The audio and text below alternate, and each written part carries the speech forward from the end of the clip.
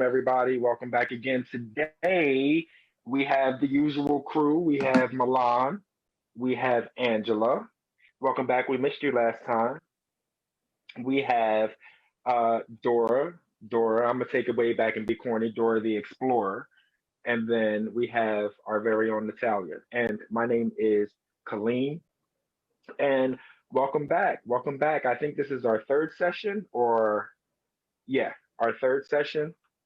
And for those of you that have joined us before, you kind of know the routine. We just have a little Q&A session mixed with a little bit of conversation. Also, if you guys have anything, any questions that you want to ask or any comments, please feel free to drop them in the messages, and one of us will read them and recognize you. So, my name is Kaleem, and I am definitely an addict.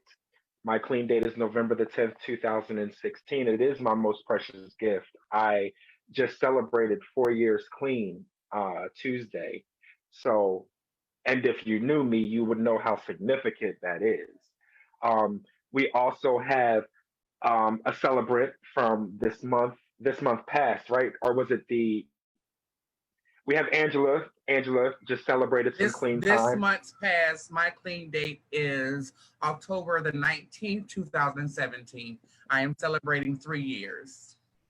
You see that? So it's possible. It's possible. I just wanted to make mention of that, not to gloat, because I know me personally, I can't gloat. I mean, I used to stand in front of a store panhandling. So for me to act like I have arrived, I'm just sharing that to share to the newcomer that it is possible and that we do recover. Um, so with that being said, I just wanted to go ahead and start off with a couple of questions. I would like to ask you first, Angela, if I may, starting with the first question, which is prison or jail a part of your story? And if so, explain its effects on your life as you are trying to move forward. So yes, once again, my name is Angela Zanaya Hunt, and I am an addict. For me, yes, jail is a part of my story. I am very fortunate enough not to have prison as a part of my story, but I did go in and out of jail several times, and the majority of the times I went in was because of my using. Um, I was arrested for the first time in Orlando, Florida, 2009, for possession of crack cocaine. Um, when that happened, pretty much my life, for me, I thought my life went downhill because going to the jail system one time, and then from that point on, it becomes a ripple effect for a while until you change your habits. So yes, for me, jail was a part of my story. Fortunately for me, I had the opportunity to meet a judge one day who basically just looked at me and said, you know what? All games aside, if I see you in here one more time, you're going straight to prison, no hesitation. And for me, it was already hard enough to even be in jail. Like in jail, I I, I volunteer to go to the psych ward every time. That's me. I couldn't comprehend. I would graciously volunteer me in a jail cell with a bunch of men. No, honey, y'all better lock me up, put me somewhere in a safe room because they're not gonna be able to take me, and I'm not gonna be able to take myself. So I would always ask to go to the psych ward and start acting crazy so that I can get locked up in the psych ward. So that was my place. I felt better in the medical, you know, because most everybody there had a problem. So if you had any other problem, someone would look at you crazy and start shaking, and I would start shaking right back.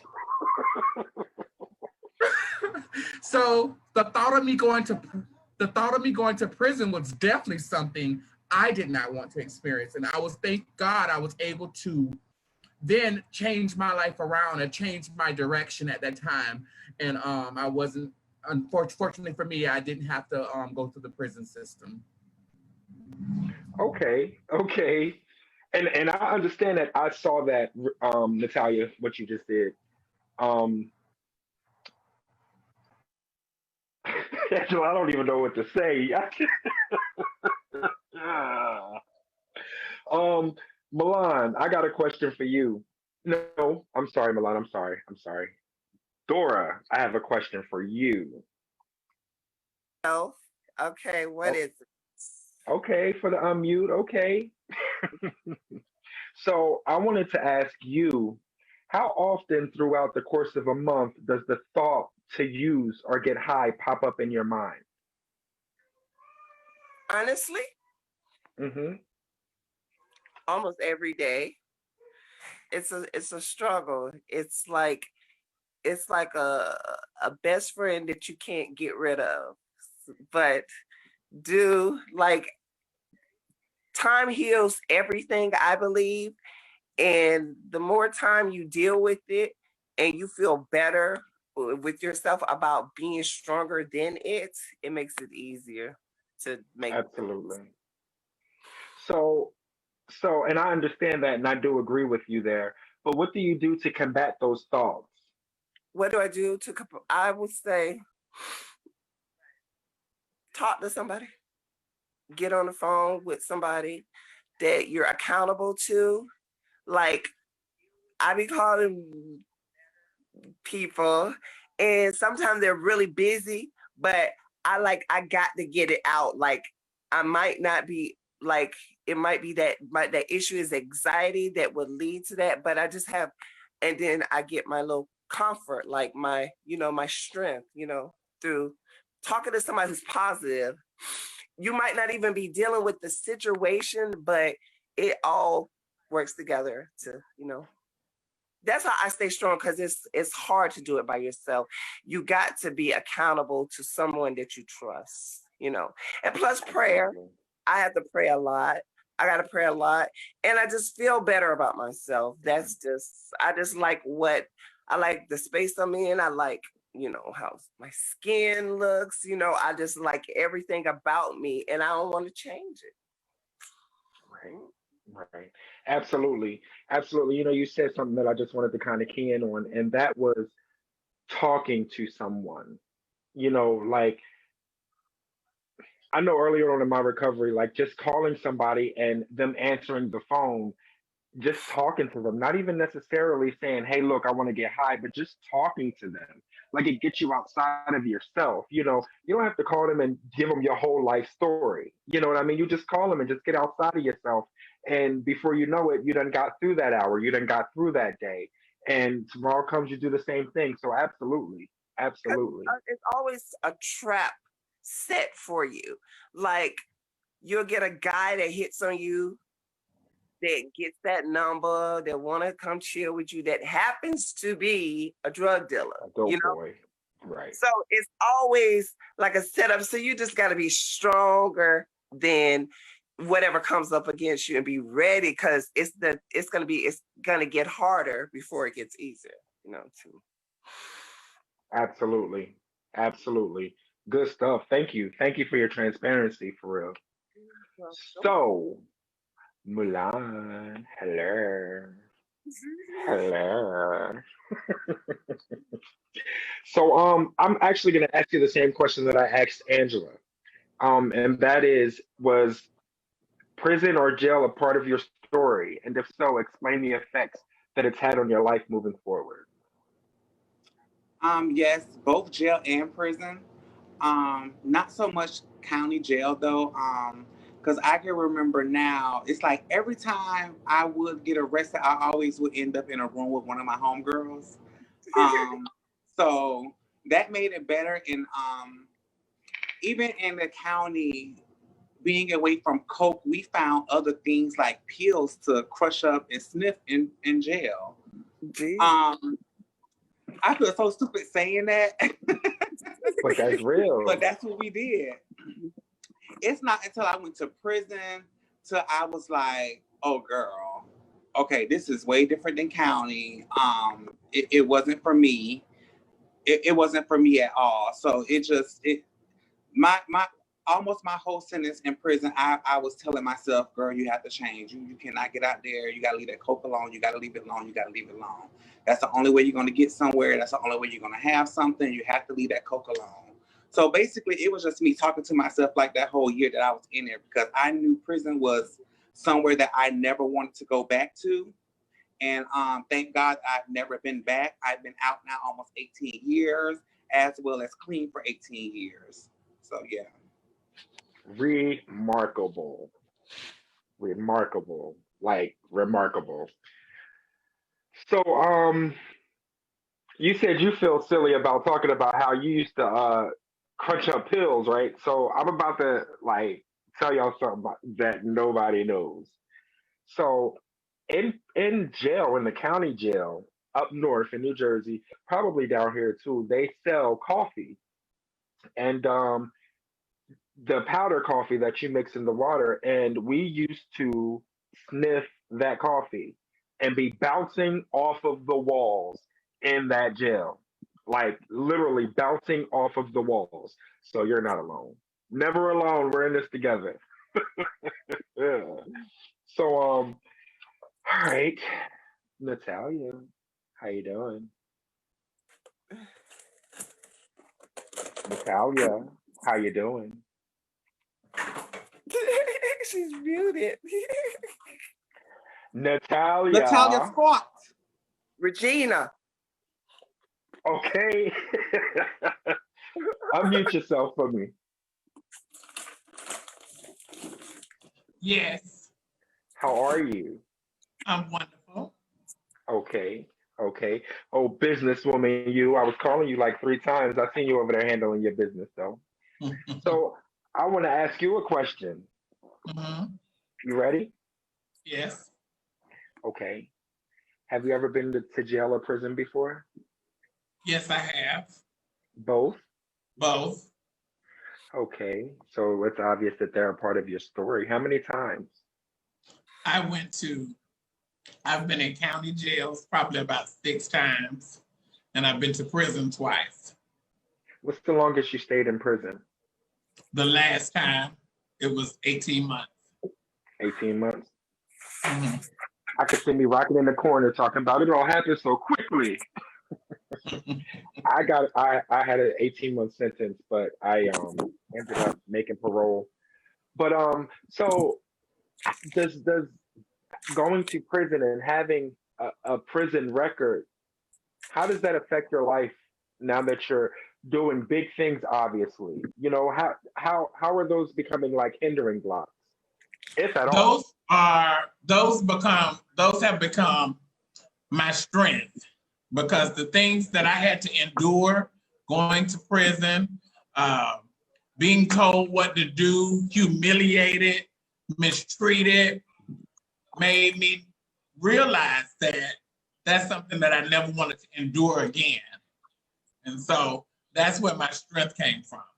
And that's why I knew when I did that last bid, I was going to turn my life around when I got out. No matter what it took, I knew that I was going to turn my life back around, because I couldn't endure it. I could not endure another sentence, not even in county jail. I can't endure that. Right. Okay. So I like how you said that they've become your strengths, because you know you can either look at these things like either my cup is half empty or half Can you full. please, mute door, please? Yeah. Oh, okay. Sorry. Okay.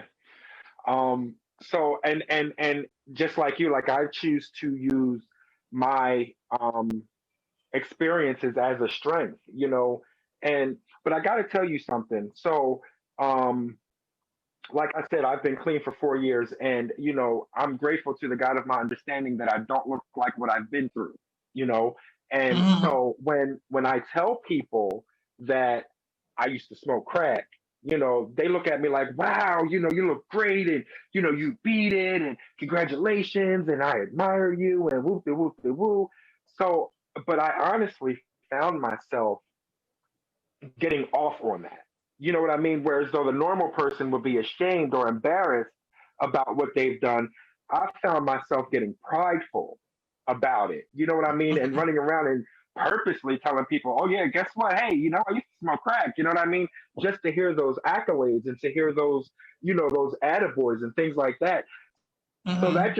that's just another thing that taught me that, you know, the drugs are just a symptom of a much deeper issue. Meaning Mhm. I have self-acceptance issues. I have, just issues, a lot of character defects that I'm just learning how to process now that I got the dope out of the way. So Mhm. us getting high, and for those addicts out there that are getting high and not understanding why they're getting high, like I personally have experienced using against my own will. I've cracked pipes with tears, crying and smoking at the same time because I didn't want to get high anymore. So you'll hear people say, "Oh, you used because you wanted to." That is not the case. So for you addicts out there that hear people say that, don't believe it. It's not what people call you that defines who you are. It's who you answer to and what you answer to. You know, That's true. these symptoms, that the drugs, that's just the way that we vent. That's our escape. But it's a sign of a much deeper problem. So, and it can only be addressed by getting help. And like Dora said, reaching out, talking to somebody. So I just wanted to put that out there, since I don't have the opportunity to answer the questions unless somebody asks me one, of course, and you all have that right to ask Mhm. me. But I just wanted to share some hope and give y'all a hope shot out there. Like, we didn't become addicted in one day. So remember, easy does it. And it's straight like that. So now for you, I'm gonna come back to you, Natalia, because you said you were in prison, and you you use it as your strength now. But I'm wondering if that was always the case. So I'm gonna ask you: was prison the turning point of your drug addiction, or did you continue using? I continued using. It wasn't the turning Okay. point for me. My drug addiction was something that I wasn't even really aware of. I felt I felt my drug addiction was fun.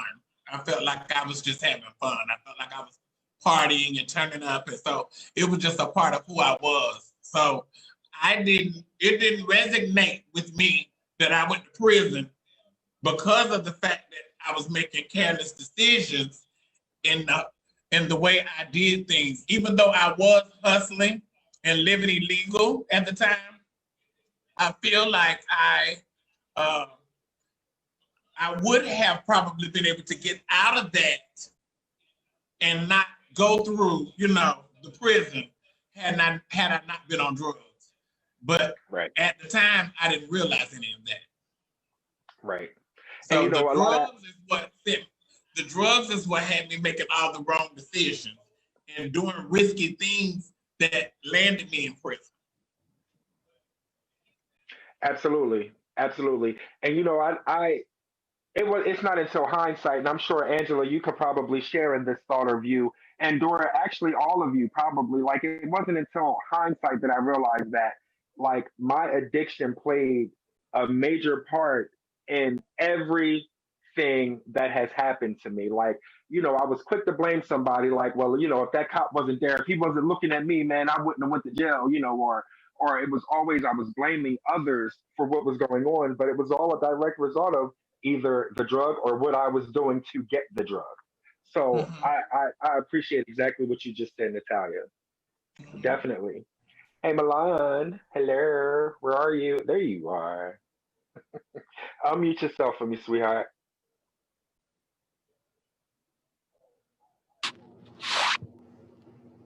Okay. Hello. I hear you. I hear you. So I wanted to ask you too, since you've been to prison, was that like the turning point for your drug addiction, or did you continue to use after prison? Like, No, that was it for me. Because I knew if I got out and did the same thing, I would end back up in there. And you like did I say said, that. that prison, I went to prison at one time, and that one time showed me that wasn't the place for me, and that's somewhere that I never wanted to go again. So like So when was I that got your out, no major? more. I'm sorry, I didn't mean to cut you off. Was that why you stopped getting high? I mean, was that the main reason why you stopped getting high? Like, Yes, my freedom being taken away from me and going to prison, it being in prison, it showed me so much. It showed me I felt abandoned from friends. And I never wanted to feel that way again. I just felt so lost in there. And also my daughter, Maya, she passed away while I was in prison, and I wasn't able to go to the funeral. And that led to me getting out being very depressed. But I also knew that I couldn't go back because I didn't want to go back and that happened again. I lose someone else that I couldn't pay my respects to in the end or anything like that. Just being away from friends, missing things. When I got out, it seemed like I was only in for a year, but it seemed like everything changed so much. People changed so much. So many people were gone, passed away, moved away. And I just, when I got out, I felt so lost. So I just knew that I never wanted to go back there. And I always heard the stories of you go one time and you get in trouble again, you going right back, and then that time is going to be longer. So I knew I had to stop. Absolutely. Absolutely. So I've been, I've experienced prison one time up north, and I was only there. I got sentenced for 18 months, and I ended up doing like a month. The way it goes up there is you go to middle, like a stop before prison. It was called craft, and I didn't even make it out craft before I saw the parole board. Like I've never been in trouble before. So got 18 months. I ended up going to a halfway house and doing my time in a halfway house. Needless to say that I didn't get the experience that you got, or I probably would have refrained from continuing my bouts with drugs. That wasn't enough for me. I continued to get high. I went to jail. I went to jail. I went to jail. I went to jail. I went to jail. And just like you, I used to take PC though, but I took PC because it was a lot of gangs and I was just, I was scary. I ain't gonna lie, I was scary. Jail wasn't for me. Like I grew up in a really nice home, and it just wasn't for me. So I would be in PC too. Bring me my food, bring me everything. You're not taking my bag of commissary. Like, no, I'm not going through all of that. But I can say that prison did not. It wasn't the jarring experience that I needed, but I can say that it was as well because this last time I got arrested and they sentenced me to a program called the Matrix program. And what that is it's like a drug rehab within the jail here in Jacksonville, Florida. I got sentenced to the Matrix program, which is 4 months, plus they added an extra um, 6 months to it. So I did a total of 10 months. And I never looked back after I got out of jail. I went to a halfway house, another halfway house, and I started going to meetings and I just never looked back. So I can actually answer yes and no to both of those questions because since I got released, I haven't found the need to use any mood or mind altering substance. And I'm just trying to be a better me. Also, I don't know if y'all see this, but I have been without a cigarette for 4 entire days now. This is a vape, but there's no nicotine in it. I just need that whole mouth to hand smoke to kind of ease my mind. But it's possible. This is the hardest thing out of all of the drugs that I've ever done. These cigarettes are the hardest addiction that I have ever tried to quit. But I have surgery coming up, so the doctor said I'm not doing the surgery unless you quit smoking. So um, let me see. Who do I want? Who do I want? Natalia, time check, sweetheart.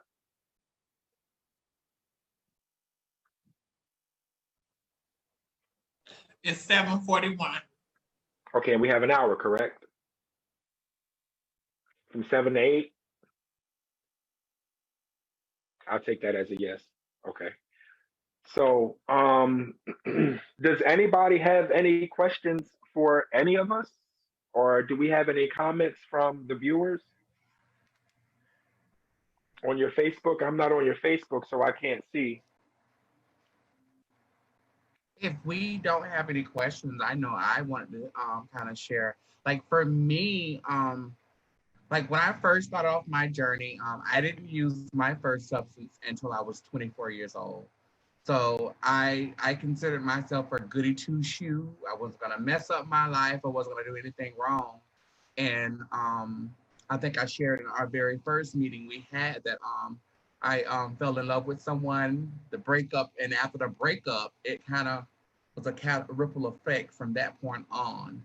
Um, Part of my story also is, I know we're talking about STIs and everything as well. So part of my story is HIV. I do think my using contributes to my HIV, because there were times when when I didn't think clearly, when I was out there having my fun and partying, whatever, doing, working, trying to get the next hit, or just trying to have fun to keep me going through the night after I've gotten high, I sometimes didn't take care of myself. I sometimes, I had condoms in my bag, but I would always say, okay, this a quickie. I ain't gotta worry about that right now. It's a quickie. You're gonna get some real fast, give it to them and be done with it. And then it was like, oh, let me do this part to you. And I'm like, oh my God, come on, let's get that too. And it wasn't no bag condom. It was like, okay, just get it. Go do what you gotta do. So for me, I know going through some of those experiences, like I said, I think it really contributed to my HIV. But the thing about being in a program for addiction, it's allowed me to focus on those things, notice those things, and I can't change them, but I can correct them from this point on. I can make sure that I don't um, involve myself in any unprotected sex anymore. I can make sure that I also share what I've learned with others, with the hopes of them not getting that far or making those same mistakes that I made. Absolutely. Absolutely. I appreciate the transparency there. And it's one thing that I try to remember sharing my story is that through my honesty, others can gain identification, and through that identification, they too can heal. So I appreciate the value of what you just shared, Angela, because you shared that not for you, but for the person coming behind you to save them from some of the same mistakes, for lack of better term, that you have made.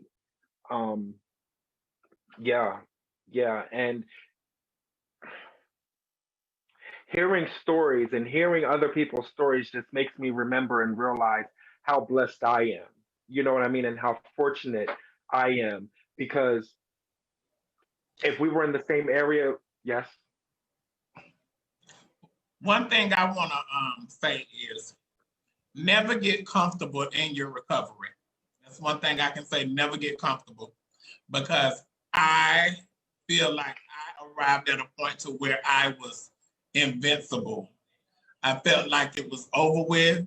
That was behind me. I started I started feeling like, oh, I can drink because, as long as I don't do drugs, I'm fine. So I started back drinking. And so through drinking, it started being a constant thing. And in the beginning, that what a lot of people don't uh, take. I don't know what I can't think of exactly the word I want to use, but what a lot of people don't take response for is the fact that alcohol is a drug. That's right. one. They don't acknowledge. They don't Yeah, acknowledge. right. So I think that I know, but that's my vice to not use drugs. I say I have my cocktails so I can have. That's my balance. But I've realized as of late that it's conniving. Addictions are conniving. You will slip before you even realize you slipped from thinking that you're in a comfortable place. Come on. So I know and I encourage anybody that's in recovery, you have to always be on edge. You can never get comfortable in your recovery. Never get comfortable. Because just like this, you'll be back to where you started. Absolutely. Absolutely.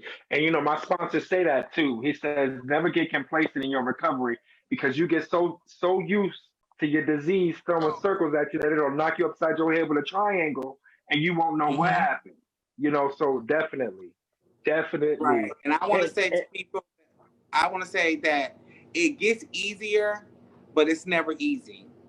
Mm-hmm. For myself, I've been 18 years, but a few years ago, I followed someone in and asked them for a bump. Had they said yes, just like that, I would have been back at square one.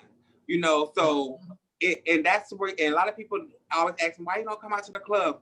That club is a trigger for me.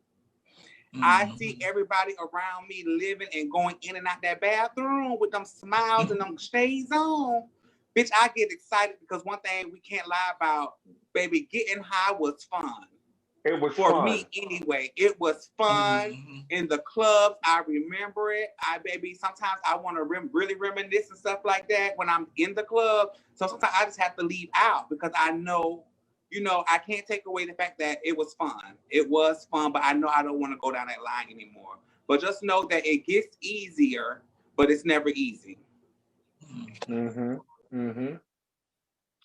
All right, now, what's up, Dora? What's up? What's up? I'm here. Okay, I just want to hear something from you. I mean, we got these nuggets being dropped. I mean, it's only right. What do you want to hear? I just want to hear what's on your heart. What's on your Um, heart? what I know to keep you from going back is the key to me is a positive separation. Like you have to some kind of way find yourself to put yourself in a good place, if that makes any kind of sense. You It know, does. and when you have peace and you can think straight, that is the most wonderful feeling, but it also comes with a sober mind.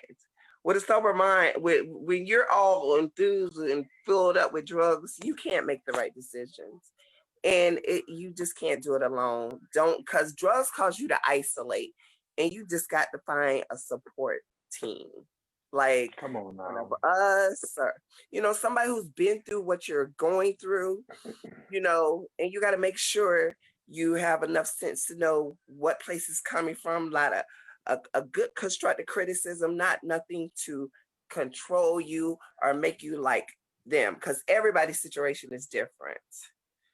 And Absolutely. what really keeps me strong is that thinking about what I went through, thinking about where I was hungry, thinking about where I didn't have no money for this and money for that, but I chose to have money for that, you know. So it's when you make it the right decision, and you got a peace of mind, it balances out. You don't even have to think Absolutely. about it that strong. Oh, I got this addiction. How am I get over it? It just be around people. Like I call Angela them all the time. I talk their head off because they don't know, but I just release something like off of me. And now I have more strength to go back and fight. When I call my mama Regina, and I talk to her. It's like, child, I'm at work. What you want? But I just need that confidence. When somebody has your back, it makes you feel so good. When somebody looks up to you, and people are now doing that because everybody got a pass. Dora has a pass, baby. Dora has a pass, but she's strong now, and I'm proud of her. And it makes me proud that other people are proud of me. And that's what keeps me going. Good stuff. Good stuff. So if I may say something to Dora, if it's okay, Dora. So everyone here. So all of us here, except for you, Kaleem, I'm sure but you've heard the story, so now you know. We have all worked very, very close with Dora. And I'm sure everyone feels excited as I am to have you on this platform with us. And we only want to continue to encourage you to remain on this platform and continue to share your story. Because every time you share your story, you help someone else someone else out who's on the streets going through the same exact things that you've been through. So kudos to you, hands up to you for being here and for continuing to push, because we all here went through some things, Dora. Yes, we have. Yes, thanks, Dora. Wait, but we love you. But And not Dora, only have you been through things, we've been through personal things ourselves as well. Mm-hmm. And Dora, let me say something. When you call me and I'm at work, if I'm at work, I'm at work. It's no disrespect. And I love the fact that you calling me to talk to me or whatever may have you. But that's what secures the bag. So therefore, if I say, Dora, I'm at work, sweetheart, you call me back. That's when you call Angela, darling. That's when you call. And I will call Angela then, because I know I need your bag to be secure, because I ask for a lot of the bag sometimes. I be calling for that bag. So I know. Yes. So you of everybody, you should definitely want your mama to secure her bag as much as you dig in it. As much as you dig in that bag. Allow me to secure my bag, please. Yes. Because you don't mind taking a pin, sticking it in the side of it. I be needing it. Of all people, she should understand. But I will tell you, ladies, being on this panel with you all, it really it helps me. It gives me strength every day. It gives me that fight. It gives me it just gives me that desire to stay focused. And that's another reason why I love us having this panel. I love having powerful women and a powerful brother on this line to help keep that fight. It helps you get up to fight another day. So I got to find me a brother to come up on here, because y'all got all of this little girl bonding and all of that. And I just feel like I'm sitting in the corner with my little vape talking about I ain't smoking 4 days. But so I'm the only jewel that I could drop. And these are all marvelous, marvelous, marvelous jewels. And I appreciate the realness out of each and every last one of y'all. And I thank you for allowing me to be a part of this panel. But I say this every month, but I stand true to it. You don't ever have to get high again, even when you want to. You don't have to. And all it takes is for you to tell yourself that, and then you can live in the freedom of it. When I was out there, I felt like I had to get high. There was no, if you get high, you feel like you have to get high. Like there is no other option. And, everybody that you see on this panel is fighting to get another day clean, So if we can fight, so can you. And it's a lot harder for you to get 1 day clean than it is for me to get 4 years in 1 day. Because for me, the obsession has lifted, but you're the most important person in this group. You're the most important person that's viewing. You that only has 1 day clean. You that only has 2 days clean, because it's hard. And that is a long damn time. So if nobody tells you congratulations, if nobody tells you keep pushing, I'm going to tell you keep pushing and congratulations. That's all I got. Thank you. Absolutely. I just want to take the time to thank you ladies for not finding it robbery to join in on this panel. Next month, we have the beautiful Kayla Finn joining us. And we will definitely try to find Colleen some testosterone to come on. We will look for some testosterone for Colleen, but you can have mine. If you watching, we appreciate you taking out I don't want. I'm trying to get rid of it. Listening to our life and the lives we live, And I hope we were able to touch someone. I hope we were able to encourage somebody with these messages and the nuggets that we're sending out. And I love you. Do any one of you have any questions? If any one of you have any questions, I am looking at the Facebook. If you all have any questions, we definitely will answer. Is there any questions before we close? Come on, Doris. You see you got your lashes. I say, yeah, that's a little insider. Because she used to have all these packs of lashes. And when I was out there doing drugs and going by her house, she said, girl, you save your money, you can get you some lashes. Hey, Dora got her lashes.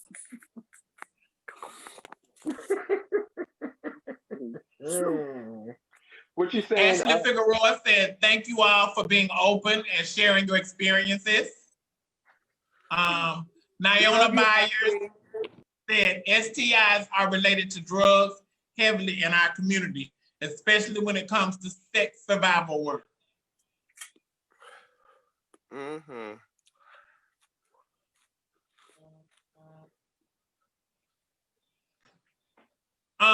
Catherine Ross wants to know, how did we get to be so fabulous? One day at a time. You want to take that one, darling? It's natural, darling. Huh? I said it's natural, darling. Dora, would you like to answer that question? How did we become so fabulous? I was born for this. Angela, how did we become so fabulous? So do I have to answer that question? Uh-huh. Me? You want me to answer that question? I'm sorry, what happened? This? All of this? Well, girl, how did we become so fabulous?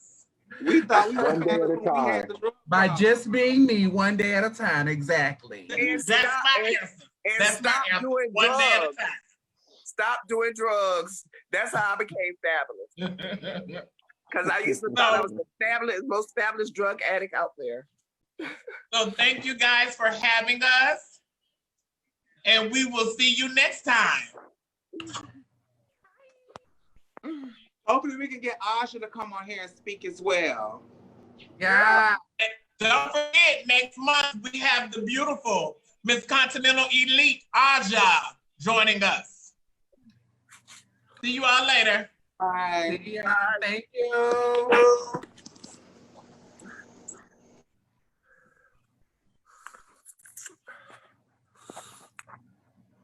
So did she stop the live? Oh, no. I think it's still playing. It's still on live. Don't say anything. I'm eating cookies. All my dictionaries is food now. Yeah, it still say live on Facebook. Hey, Tiffany. Hi. How you doing? She may make a decision to join us on one of the conversations soon. Yeah, I sure will. Awesome. Okay. We'd love to have them. Love to have you. Well, congratulations again on your 4 years. Thank you. Congratulations to you. I love how you said a year and a day, because that's how I like when I pick up my medallions or my coupon or my chain or my key tag, I always pick up the year, the black and gold, and then I pick up another white one. A white one, yes. It's funny because sometimes when I do it, they look at me like, what's going on? Oh, it's my thing. I always pick up another white one to remind myself that I'm just one day clean, or that I'm starting back over again. Because if I forget that if I get so caught up in, I got this many years, that many years, I'm gonna forget how addiction is just one day at a time. So I always pick up that one tag to start back over. Absolutely. Absolutely. That's how you keep it, you know? That's how yes, you and that's how you have to keep. That's my way of definitely my way of keeping it. Oh, she just texted me and said, hang up, y'all. If y'all want to talk, call each other. Oh. So we're gonna continue this conversation. Stop. Okay. Okay. Great. See y'all later, okay? See y'all We'll next catch month. up later. All right, bye. Yeah.